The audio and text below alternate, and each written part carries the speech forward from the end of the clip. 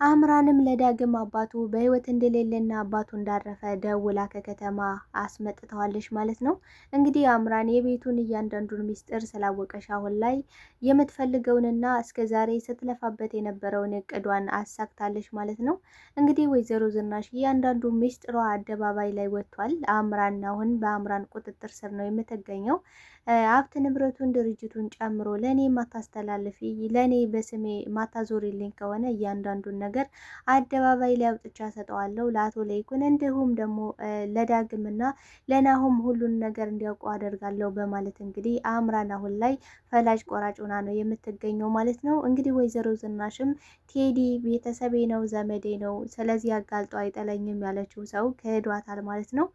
ከባድ ክህደት ተፈጽሞባታል። እጅጉን በጣም አስቸጋሪና እንዲሁም ደግሞ አጓጊ ነገሮች ተፈጥረዋል ማለት ነው።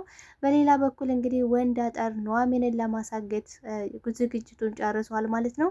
እሱ ከአካባቢው በመሰወር ሌሎች ሰዎች እንዳገቷት በማስመሰል እንግዲህ በሌሎች ወጣቶች አሳግቶ ገንዘብ ለመጠየቅም ውሳኔውን ጨርሷል ማለት ነው። እንዲሁም ደግሞ ናሁምን ደብድቦታል ማለት ነው።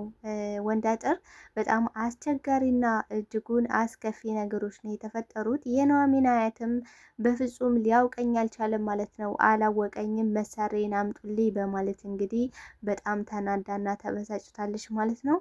ሰላም ጤና ይስጥልኝ ውድና የተከበራችሁ የቻናሌ ቤተሰቦች ተወዳጁን ድራማ ኑሐሚንን ቀጣይ ፓርት ወደ እናንተ ይዤላችሁ መጥቻለሁ። በዚህ ክፍል ላይ ብዙ ነገሮች ተፈጥረዋል። ቀጣይስ ምን ሊፈጠር ይችላል የሚለውን ነገር የምናወራ ነው የሚሆነው።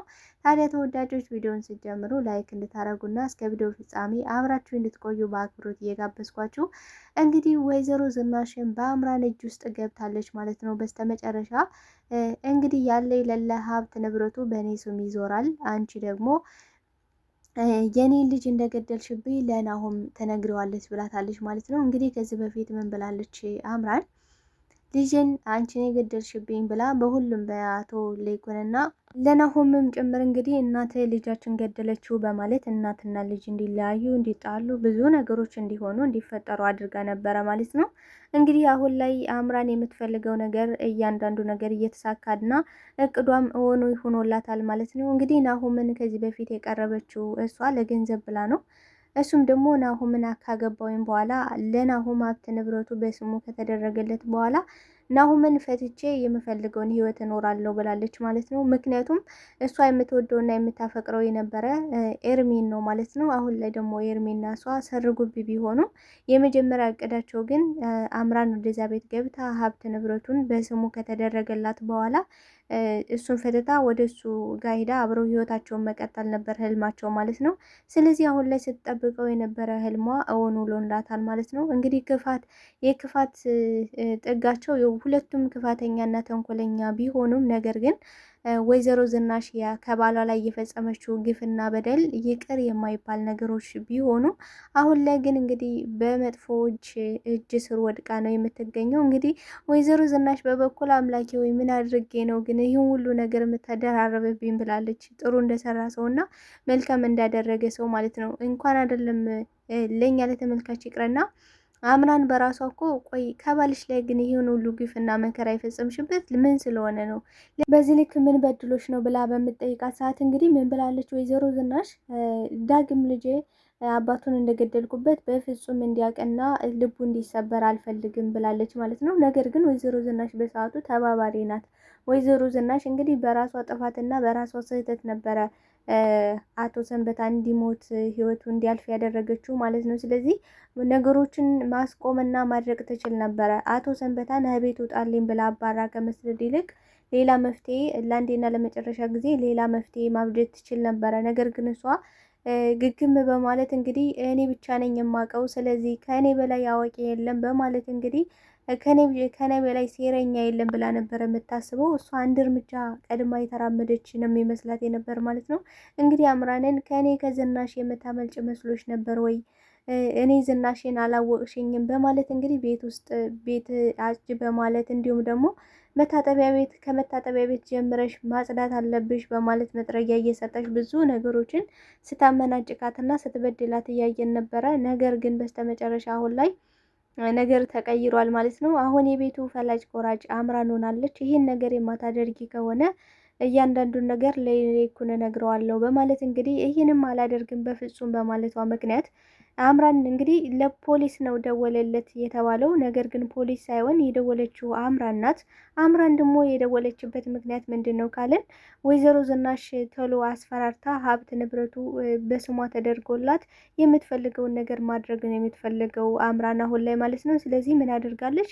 ለዳግም ደውላ አባቱ በመኪና አደጋ እንደተገጨና አባቱን ደግሞ መቶ አባቱ ነው አይደለም የሚለውን ነገር መቶ እንዲያይ ነበረ የደወለችው ማለት ነው። እንግዲህ ዳግምን በጣም ደንግጦና በጣም ልቡ ተሰብሮ ነበረ እየሳከነ የመጣው። ነገር ግን ከመጣ በኋላ የተገጨ ሰውም እንደሌለ እንዲሁም ደግሞ አምራን የሆነ ጥርጣሬ ነገር እንዳየሽ ብቻ የተደወለለት ስልክም እንግዲህ በመሀል ጠፍቷል ማለት ነው። በመሀል ስልካቸውን ጥርቅም አድርገው ጠፍቷል። ምክንያቱም ደግሞ የጠፋበት ምክንያት የደወለችው አምራን ናት እንጂ ፖሊስ አልነበረም በሰዓቱ የደወለለት ማለት ነው። እንግዲህ ከቴዲ ጋር ተመካክረው ነበረ። ቴዲን ጋር እንግዲህ የተመካከሩት አምራንና ቴዲ ወይዘሮ ዝናሽን እንበቀላታለን፣ እያንዳንዱን ሀብት ንብረቱን ተካፍለን ለሁለት እናደርጋለን ብላ ነበረ ያሰበችው አምራን። ነገር ግን አምራን በስተመጨረሻ ቴዲንም ትክደዋለች ማለት ነው። እንግዲህ ቴዲ ወይዘሮ ዝናሽ በሙሉ ልቧ አምናው ነበረ። እንግዲህ ፍላሹን ሚሞሪውን ሲሰጣት ሌላ ቅጅ አለህ ወይ ብላ ስጠይቀው በፍጹም የለኝም ልታምኘኝ ይገባል ብሏት ነበረ። ገንዘቡ ያንሰኛል ሲላትም እሷ ተጠራጥራ ነበር። ይሄ ነገር ካለ ግን ሌላ ቅጅ ካለ አንተን አያድርገኝ ብላ ዝታበት ነበረ። እኔ የምፈልገው ገንዘብና ገንዘብ ብቻ ነው፣ ገንዘቡን ከሰጠሽ ደግሞ ምንም ችግር የለብኝም ብሏት ነበረ ማለት ነው። እንግዲህ አምራን ምን አደርጋለሽ ቤት ውስጥ የሆነ ፍንጭ ነገር አይታለሽ። ምክንያቱም ደግሞ ካልን አቶ ለይኩን እዛ ቤት ውስጥ ምን ሆኖ ነው ይሄ ነገር የተፈጠረው? እውነት በእኔ ልጅ መውረድ ብቻ አይደለም። ስለዚህ የሆነ የተፈጠረ ነገር አለ፣ ይሆን አዲስ ነገር አለ። ምክንያቱም ደግሞ አቶ ለይኩን ስለ ዳግም የወይዘሮ ዝናሽ ልጅ እንደሆነ አውቆ እንዴት ዝም ሊል ይችላል? ከቤት አመናጭቆ ያስወጣታል ብዬ ስጠብቅ ጭራሽ ደግሞ የድርጅቱን ግማሹን አክሲዮን ለዳግም ይሰጠዋል ብሎ አለ። ስለዚህ ከምን ተነስቶ ነው ይሄን ሊያስብበት ይሄን ሊያደርግ የቻለው? እሷ በምን ብታስረው ነው? በምን ብታስፈራራው ነው? ምን አይነት ማስረጃ ብትይዝበት ነው የሚለውን ነገር እንግዲህ አምራን በጣም ስለጠረጠረች እና ስላጠራጠራት ምን አድርጋለች? እያንዳንዱ እንቅስቃሴዋን የወይዘሮ ዝናሽን መከታተል ጀምራለች ማለት ነው። ስለዚህ ከቴዲ ጋር ስታወራ ተደብቃ ስታይና ስትቀርጻት የነበረ በዛ ምክንያት ነው ማለት ነው። ስለዚህ አሁን ላይ ወይዘሮ ዝናሽ ወድቃለች ማለት ነው። አሁን ቤቱን የምትሰውረው እያንዳንዱን ነገር ሀብት ንብረቱ በስሟ እንዲሆንላት እየጠየቀች ያለችው አምራን ከባድ ነገር ከባድ ፈንጅ ነው በእጇ የያዘችው። ስለዚህ ሌላ ምንም አማራጭ የላትም ማለት ነው ወይዘሮ ዝናሽ። እንግዲህ ወይዘሮ ዝናሽ እስር ቤት መግባት እንደማትፈልግ ደካማ ጎኗን እያንዳንዱን ነገር አምራን ታውቀዋለች ማለት ነው።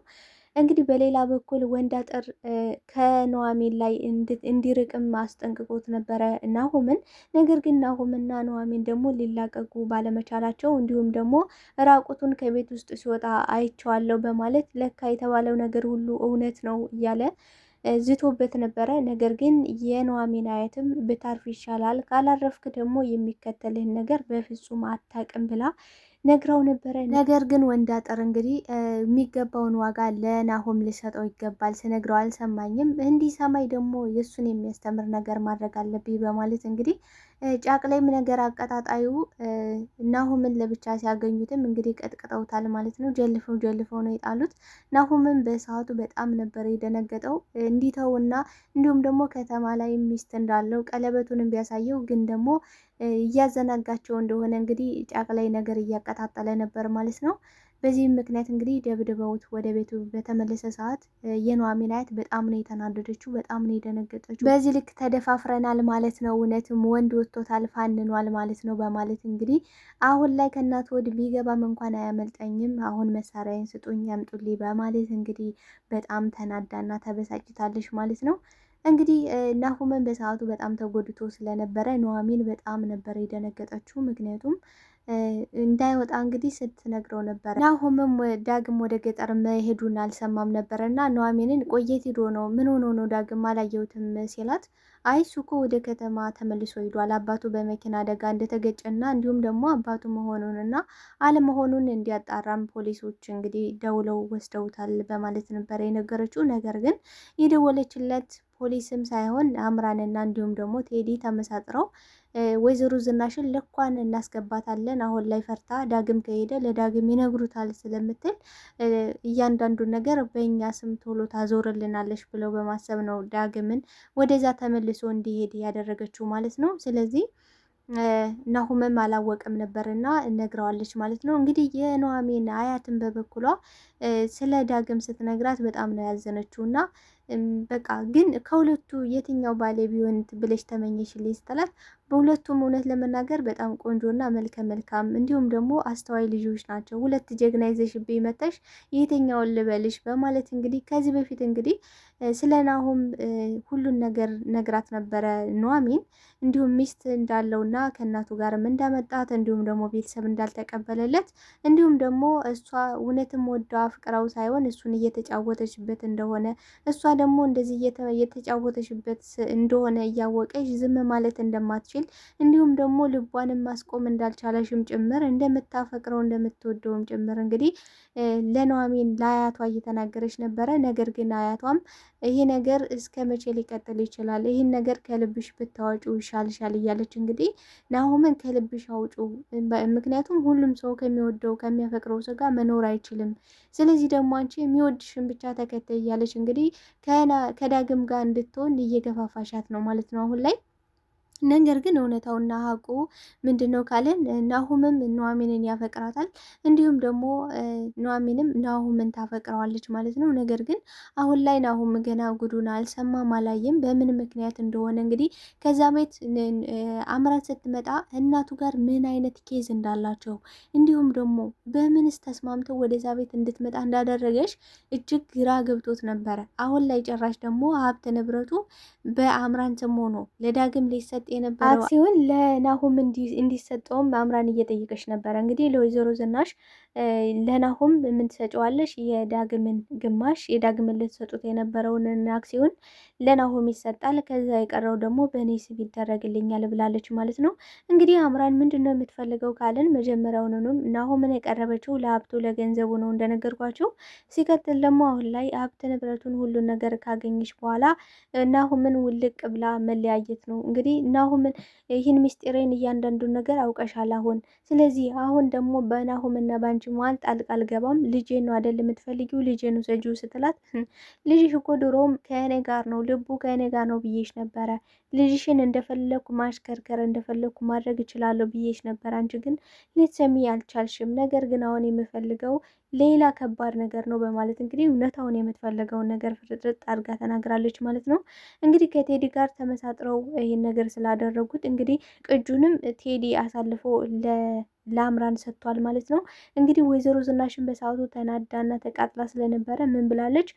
ለቴዲ በተደጋጋሚ ቢደውልም ቴዲ ግን ሊያነሳላት አልቻለም ማለት ነው። አሁን ላይ ዝናሽ የዘራሽውን እያጨደች ነው የምትገኘው። ነገር ግን አምራን እስከ መቼ ይሄ ማስመሰሏና ሴራዋና ተንኮሏ እስከ መቼ ይቀጥላል ካለን እንደ ወይዘሮ ዝናሽ አንድ ቀን የምትፈጠፈጥበት ቀን ይመጣል። ነገር ግን እውነትና ንጋት እያደር ይጠራልና የሁሉም እውነቶች ይወጣሉ ማለት ነው።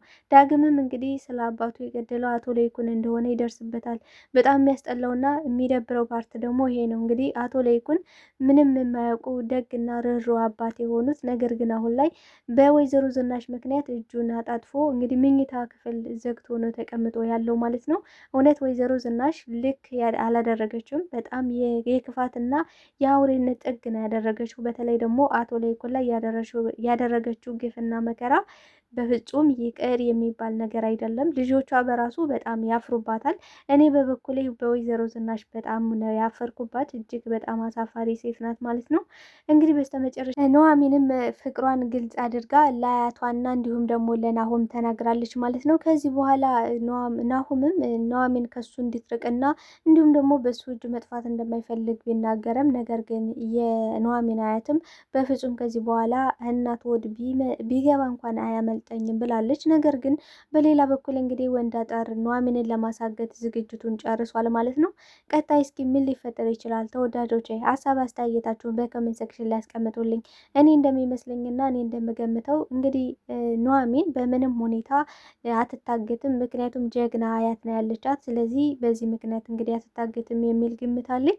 እንግዲህ ዳግምም ደግሞ ስለ አባቱ እያንዳንዱን ነገር ወይዘሮ ዝናሽ እንደገደለችው ሳይሆን ሌላ ሰው እንደገደለው አስመስለው ይናገራሉ የሚል ግምትም። ተወዳጆች ለዛሬ ይዤላችሁ የመጣሁት ይህን ይመስል ነበር። በቀጣይ ፓርት እስክንገናኝ መልካም ጊዜ፣ መልካም ቆይታ።